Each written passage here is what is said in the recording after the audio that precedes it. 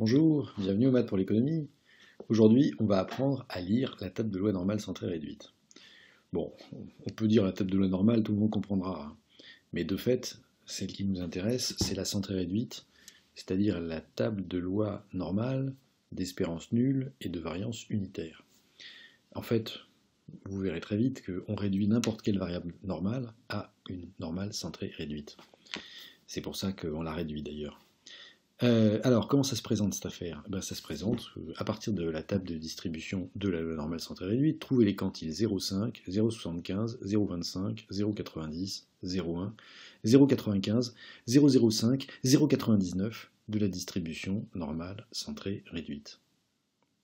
D'accord, on va commencer par regarder la table, et puis après on cherchera les quantiles. Alors, la table, elle est là. Elle est dans le cahier de télé, hein, pour ceux qui auraient oublié. Et alors, en fait, ce qui est très important, c'est le plus important, après tout est simple, c'est de comprendre que dans la table, il y a des probabilités. Hein, donc tout ce qui est là, tout ça là, c'est des probabilités, hein, sauf ce qui est sur le bord, ça, les marges, ce sont des valeurs du support. Mais tout ce qui est dans la table, c'est des probabilités. En fait, vous vous en rendez compte facilement parce que il n'y a que des valeurs entre 0,5 et 1. Pas entre 0 et 0,5. Il n'y a que des valeurs donc, positives et inférieures à 1, alors qu'aux marges, on a des valeurs qui sont supérieures à 1. Donc, comme on a bien compris que les quantiles, c'est... il y a une bijection entre le support et 0,1, qui est en gros l'ensemble des valeurs des probabilités. Le tout, c'est de ne pas la prendre à l'envers, la bijection. De ne pas confondre le support et la probabilité. Mais vous ne pouvez pas la confondre, parce que dans la table, il y a des probabilités, et aux marges de la table, il y a des valeurs du support. Bon, jusque-là, tout est simple.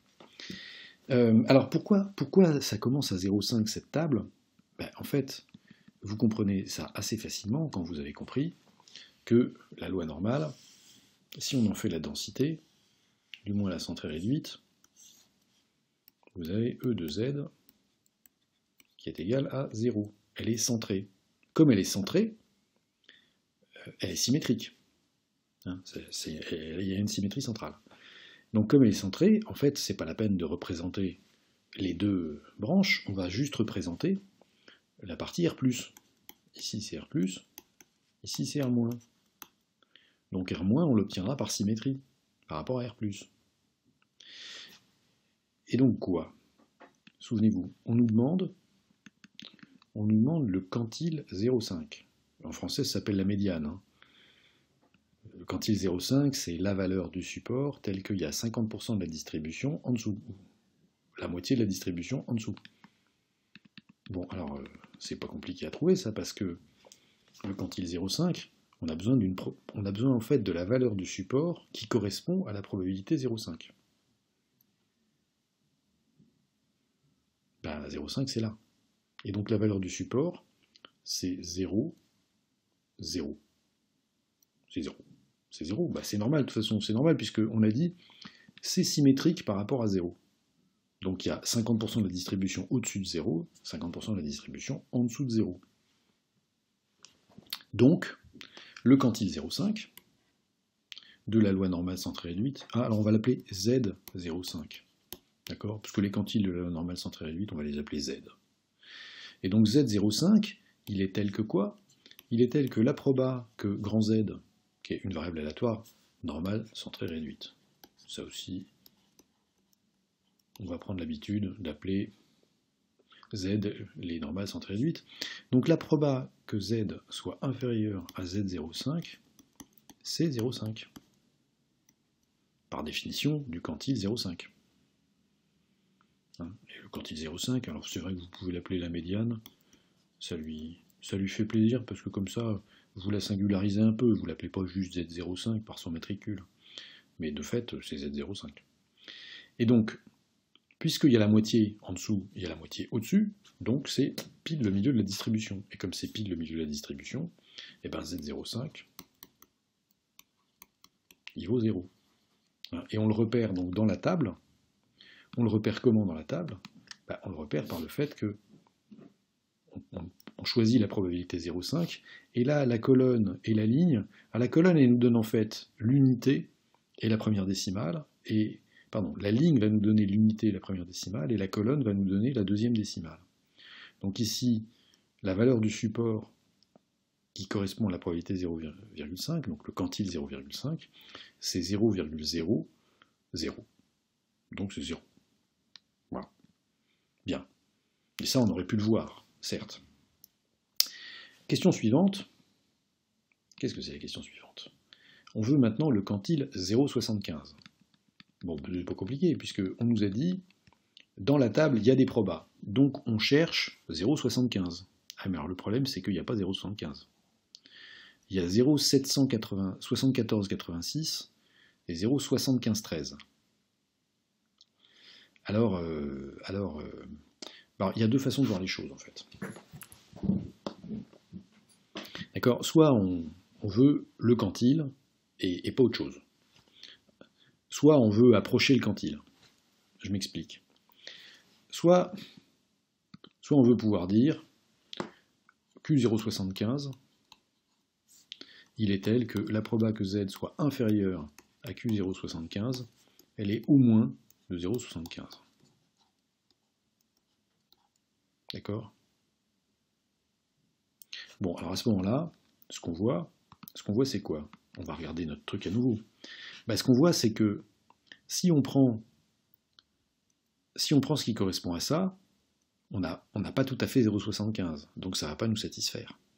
Donc il faut trouver en fait, ça va nous donner un majorant du quantile. Mais ça va nous donner le plus petit majorant du quantile. Et le plus petit majorant du quantile, c'est quoi? C'est 0,6 pour la ligne et 0,08. Donc en fait, pour trouver ce qui correspond à ce qu'on vient de se dire, le plus petit majorant du quantile, on va dire la proba que Z soit inférieur au quantile 0,75, le plus petit majorant possible, c'est comme on l'a dit 0,7517. Donc si on prend ça, ça nous donne Q0,7517. J'écris pas bien, hein. Q0,7517 égale 0,68. Alors au passage, on peut faire un petit dessin. Hein. D'accord? Ici, vous vous souvenez, 0 c'est le quantile 0,5. Et puis 0,68, ça nous donne quoi? Ça nous donne que l'intégrale de moins l'infini à 0,68 de la densité de la variable normale centrée réduite, c'est 0,7517 en l'occurrence, parce qu'on ne sait pas trouver 0,75 pile. Alors après, si vous voulez vous approcher un petit peu plus près, vous voyez bien que quoi?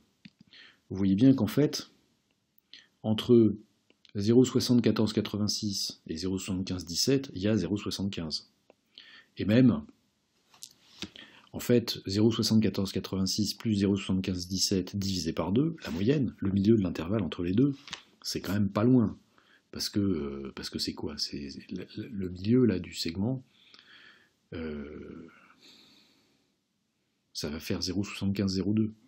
Donc on est tout près. D'accord? Donc on pourrait tenter de dire, d'interpoler en disant, voilà, c'est encore pas joli, un coup de gomme, hop.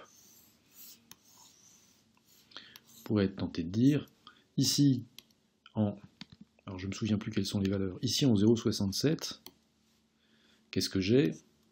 J'ai 0,7487. 86, pardon. Ici, en 0,68, bon, j'ai pas la même échelle. Hein. D'accord?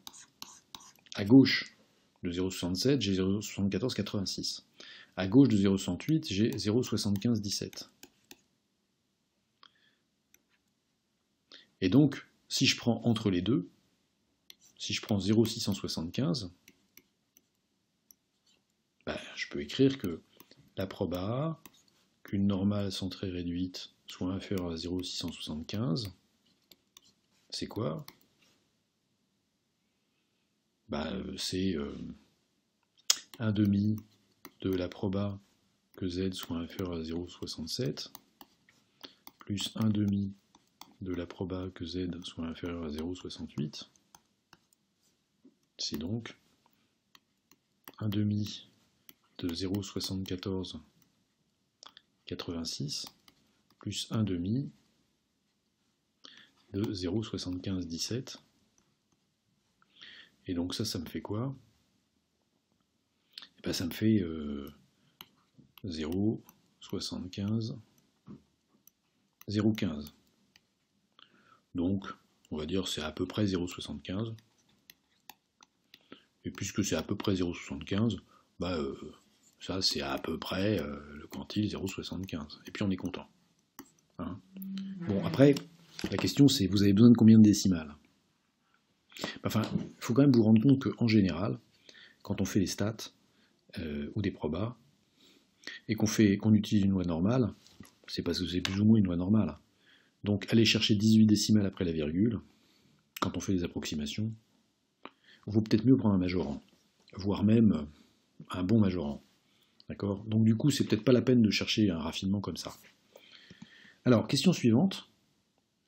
Je ne sais plus où elle est. Si, on cherche maintenant le quantile 0,25. Alors voilà qui est intéressant, parce que le quantile 0,25, en fait, c'est le symétrique de celui qu'on vient de trouver. Hein? Pourquoi c'est le symétrique? C'est le symétrique puisque on a une variable qui est centrée, donc qui est symétrique par rapport à 0. Donc on avait dit 0,68, c'est le majorant du quantile, du quantile que j'appelais Z d'ailleurs, 0,75. Et donc, ça veut dire que là, il y a un peu plus de 0,75. Donc concrètement, le quantile 0,25, c'est le quantile tel qu'il y a 0,25 en dessous. Il y a 0,25, il y a un quart de la distribution qui est en dessous. Donc quand j'intègre la densité sur moins l'infini jusqu'au quantile, je dois trouver 0,25. Bon, c'est plus ou moins le symétrique, d'accord? Sauf que, si je prends le symétrique, je sais que la proba que z soit inférieur à 0,68, vous vous souvenez combien ça fait? C'est 0,7517.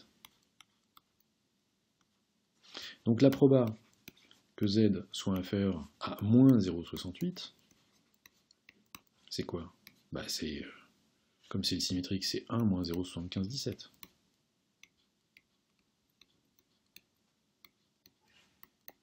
Donc c'est 0,24, 83. Mais 0,2483, c'est inférieur à 0,25. Donc si je veux trouver un majorant de 0,25, qu'est-ce que je vais faire? Je me souviens que 0,67, vous vous souvenez, c'était la page précédente, 0,67, il me donnait 0,7486. Donc c'est ça que je vais prendre. Je vais dire, la proba que z soit inférieure à moins 0,67, c'est 1 moins 0,7486, c'est 0,2514. Ça me va. Donc mon quantile, ça va être moins 0,67. Et mais pourquoi j'ai fait un moins de truc muche là? C'est quoi cette histoire? C'est là que ça devient intéressant. Cette histoire, c'est juste ça. Toujours mon dessin moche. 0, 0,67. Ici, probabilité 0,7486 que la variable z soit en dessous. D'accord? Donc concrètement, probabilité 1 moins 0,7486 est égal à 0,2514 que la variable z soit au-dessus. Mais quand on y réfléchit bien, être au-dessus de 0,67 ou être en dessous de moins 0,67, c'est pareil, puisque la courbe est symétrique. Donc je dois avoir la même R sous la courbe qui n'est pas assurée que l'R qui est assurée deux fois. La proba que Z soit supérieure à 0,67 c'est la même que la proba que z soit inférieur à moins 0,67. Et la proba que z soit supérieur à 0,67, bah c'est 1 moins la proba que z soit inférieur à 0,67. Donc c'est bien 1 moins 0,7486. Donc en fait, c'est par symétrie de cette densité de la loi normale que je trouve que la proba que z soit inférieur à z0,25, c'est 1 moins la proba que z soit inférieur à z0,75, ou c'est la même chose que 1 moins la proba que z soit supérieur à 0,75, z0,75. Bon, si ça va pas, de toute façon, ce qu'on va faire, c'est qu'on va en refaire d'autres, et puis vous allez voir que ça vient. Ça va venir. Bon, alors quelle est la question suivante? La question suivante, c'est, et maintenant, on veut le quantile 0,9. Alors le quantile 0,9, pas compliqué, on va le chercher là-dedans. Surtout, c'est pas ça le quantile 0,9. Hein. Souvenez-vous, les probas sont dans la table. Bon, où est-ce que je vois un 0,9 là-dedans? Bah par là. Par là. Après, il faut choisir entre... Alors, est-ce qu'on choisit le plus près? Ça dépend si on veut un majorant ou si on veut le plus près. Parce qu'on peut même faire une interpolation linéaire entre 1,28 et 1,29 pour essayer de trouver... Oui, mais on ne va pas rentrer là-dedans, d'accord, parce qu'on ne va pas faire des approximations à la noix. De toute façon, nous, on se dit, si ce qu'on cherche, c'est z 0,9 tel que la proba que z soit inférieure à z0,9, elle est supérieure à 0,9. Alors c'est pas n'importe quoi, mais on veut le plus petit majorant. Dans ce cas-là, pof, quoi? Ici, c'est 0 bien sûr. Ce qu'on voit, c'est que pour 1,28, donc 1,20, 0,8, donc 1,28, pour 1,28, la probabilité que la variable soit inférieure à 1,28, c'est 0, je ne sais plus où elle est, je l'ai perdu, 89,97. Mais c'est pas assez pour moi. Moi, je veux pas 0,89,97, je veux au moins 0,9. Donc, je me casse pas la tête. Ça, je sais que c'est 0,9015. C'est-à-dire que, entendons-nous, l'intégrale de moins l'infini à 1,29 de la densité de la loi normale, c'est 0,9015. Donc ça me va. D'accord? Ça me va, et donc je dis, la proba que z soit inférieure à 1,29, c'est 0,9015. Et donc ça, c'est à peu près z0,9. Bon, et z0,9, c'est à peu près 0,9015. Bah, puis de toute façon, je veux dire, entre 0,8997 et 0,9015. Après, si ce que vous êtes en train de faire, là, c'est de choisir le régime de marge d'un réacteur nucléaire ou un truc du genre, vaut mieux prendre une marge de sécurité.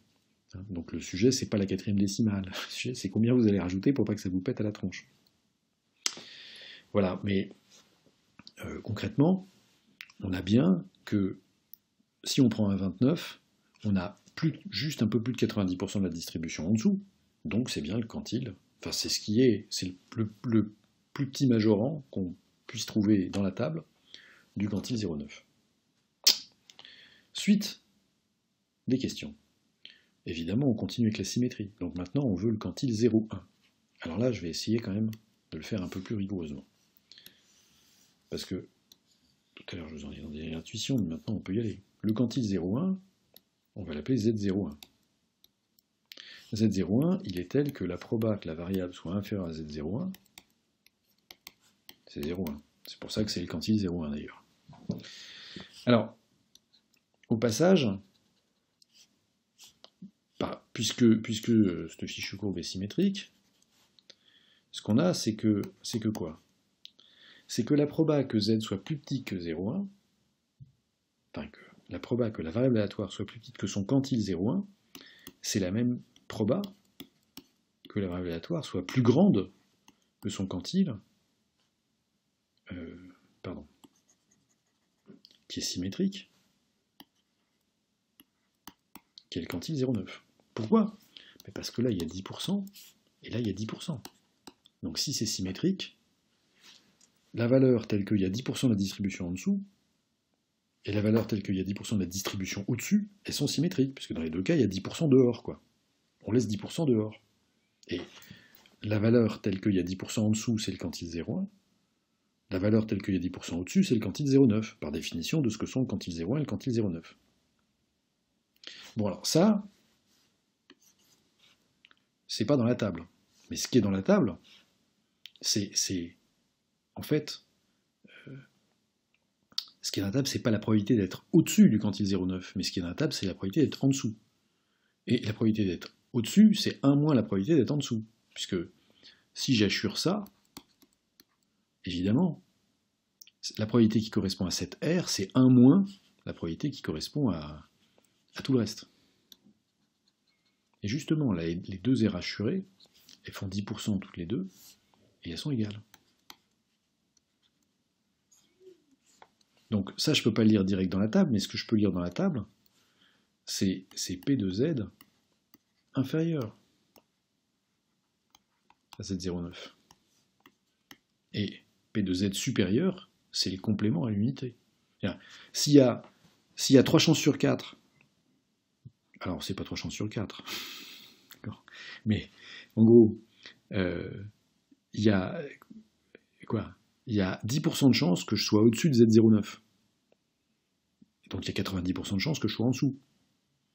De toute façon, je peux pas être. Il n'y a pas d'endroit de l'univers où je suis ni au-dessus ni en dessous, d'accord? C'est soit je suis au-dessus, soit je suis en dessous. Donc s'il y a 10% de chances d'être au-dessus, il y a 90% de chances d'être en dessous. Bon, c'est de ça qu'on a besoin. Et donc ça, c'est une probabilité parfaitement déterminée. Voilà. Donc la probabilité que Z soit inférieur à 0,1, c'est 1 moins la probabilité que Z soit supérieur à 0,9. Bon, ben on peut prendre... Alors, l'astuce, c'est que si vous prenez ici un truc qui va faire plus que 0,9, donc 0,9015, vous allez vous retrouver ici avec une proba qui va être moins que 0,1. Donc en fait, ce qu'on va faire, c'est que là, il faut qu'on prenne comme Z0,9 le 0,8997. D'accord? Donc pourquoi? Parce que si vous prenez le truc qui vous donne 0,8997, celui-là, pour ne pas le nommer, 1,28, bah 1 moins 0,8997, c'est 0,1003, et donc c'est bien ce qu'on veut. Et donc à ce moment-là, bah vous avez Z01, c'est à peu près 1,28.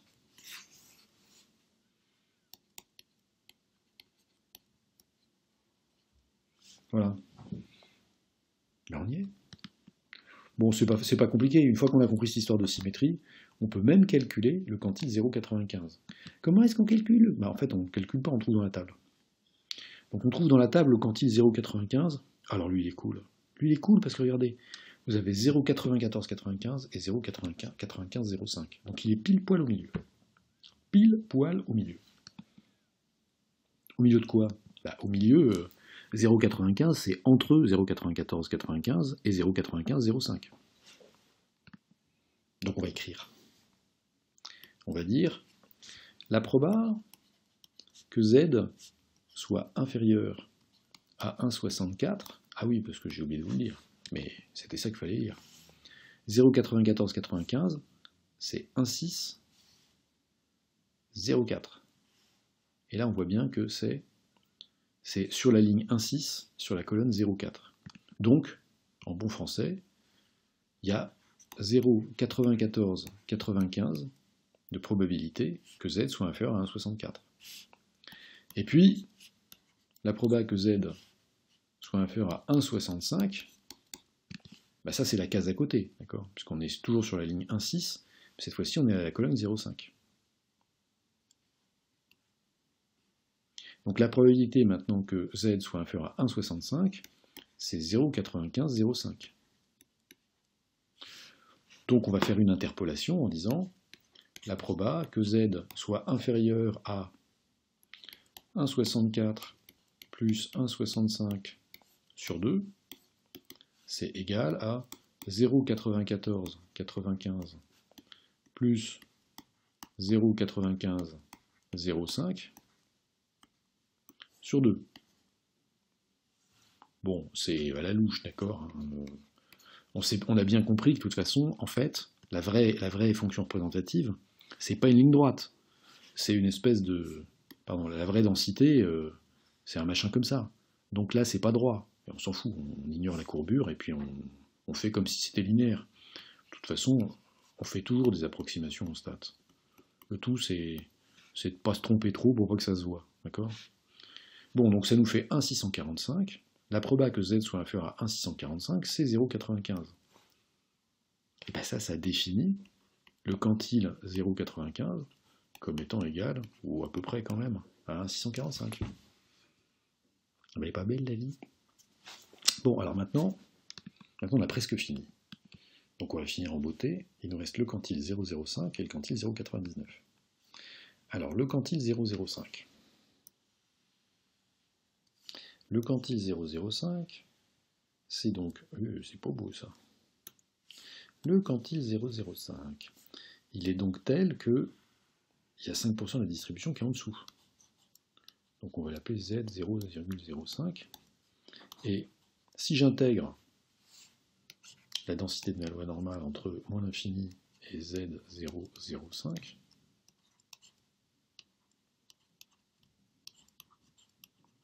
je dois trouver 0,05. Ça, c'est la définition du quantile. Bon, donc quoi? Bah donc, de toute façon, il a un symétrique. Le symétrique, c'est quoi? Le symétrique, c'est tel qu'il y a aussi 5% ici.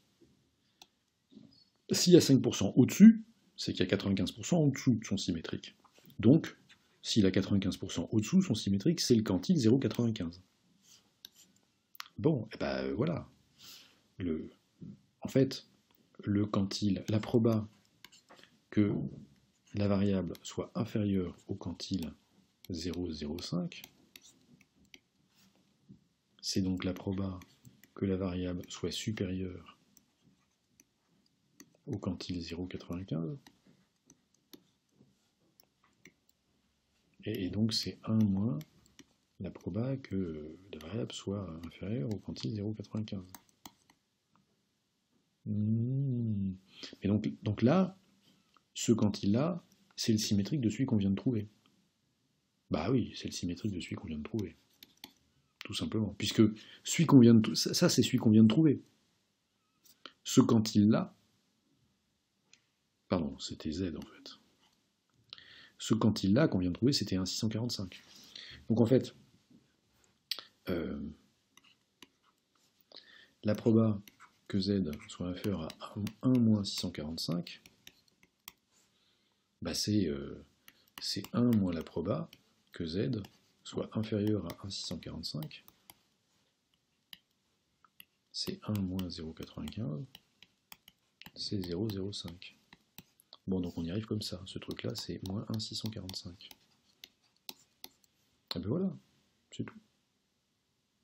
Et puis du coup, il n'en reste plus qu'un dernier. Le dernier, c'est le quantile 0,99. Donc on cherche Z 0,99. Donc souvenez-vous, le quantile 0,99, c'est beau, hein, c'est beau du tout. Donc le quantile Z 0,99, il est tel que quoi? Bah, il est tel que il y a 99% de chance d'être en dessous. Donc ça veut dire que là, il va rester que 1% de probabilité. On s'en fout un peu parce qu'on va même pas chercher le symétrique. Mais là, il y a 99% de probabilité. Autrement dit, la proba que Z soit inférieur à Z 0,99, c'est 99%. Ou 0,99 si vous voulez. Bon, donc on va chercher dans la table la valeur 0,99. Alors là, on la voit pas. On la voit pas, mais on n'est pas loin, on est à 98,90. Donc 0,99 est en vue. 0,99, 0,99, 0,99. Ah, bah là j'ai 0,98,98 et 0,99,01. Et je vois que c'est la ligne 2,3, la colonne 0,2 et la colonne 0,3. On va prendre la colonne 0,3, comme ça on aura vraiment 0,99. On n'aura pas un petit peu moins. Et donc on peut le dire. La proba que Z soit inférieur à 0,99 est égal à 0,99, bah ça nous donne en fait 2,33. Puisque la proba que Z soit inférieur à 2,33, c'est 0,99,01. Donc ça implique que Z 0,99, c'est à peu près 2,33. Et bien voilà, on a trouvé notre quantile. Bon, donc en fait, c'est pas compliqué. Il suffit de trouver, quand on cherche le quantile, on cherche la proba dans la table, et la valeur du quantile, elle est donnée aux marges de la table. Évidemment, quand en fait, on a un quantile inférieur à 50%, on cherche le quantile symétrique dans la table, et puis on dit moins la valeur qu'on trouve dans les marges.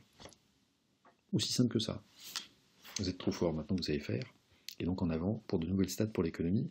Mais déjà, merci de votre attention, et à bientôt.